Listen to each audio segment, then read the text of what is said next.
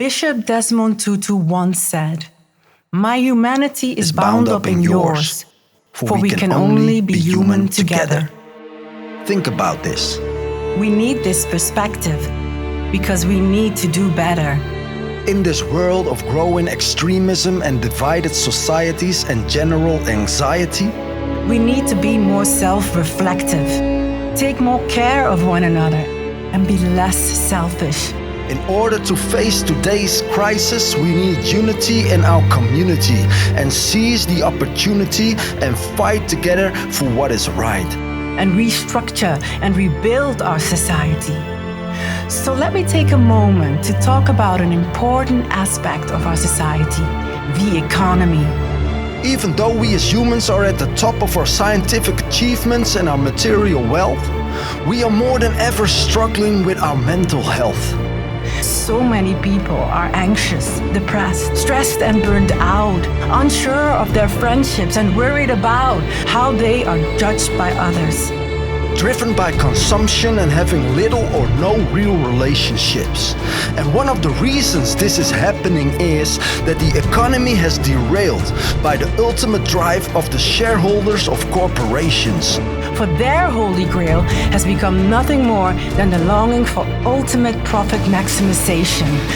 So we are tempted to spend money we actually don't have. On products we don't need, for happiness that won't last. And although lasting happiness is good for society, for business it's bad. So that's why they advertise in a way that keeps us unsatisfied. A discontent that has been purposefully created and organized. These past 50 years, corporations have been less about public purpose and more about personal profit. So the economy has become better in creating wealth than in distributing it. But we are in this together. So it's time to focus more on us and we, instead of making the economy merely pivot around me, myself and I.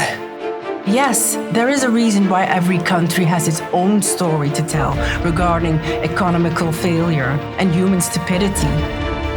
Too many times the economy has transformed from a system that served society into a system that has evolved into a soulless monster that benefits a few but suppresses the masses.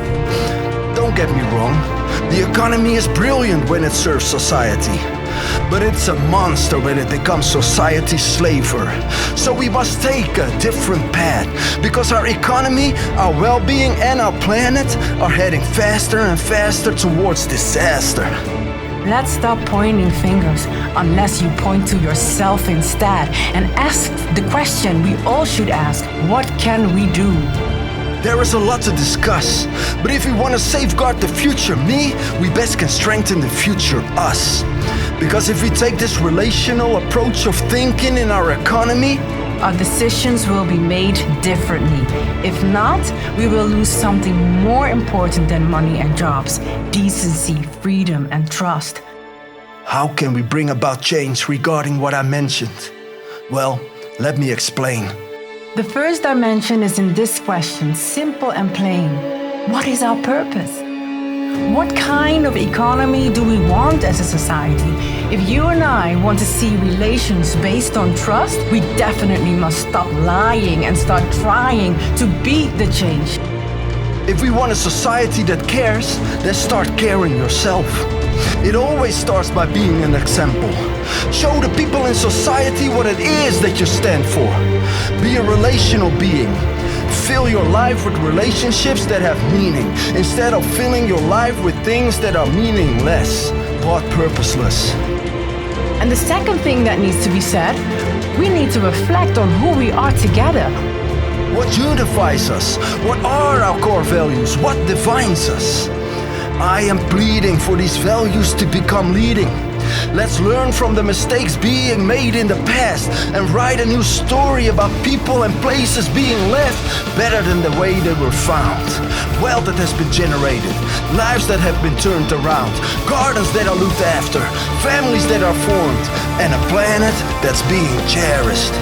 So that's it. But one strong leader can never solve all of this, nor any individual attempt.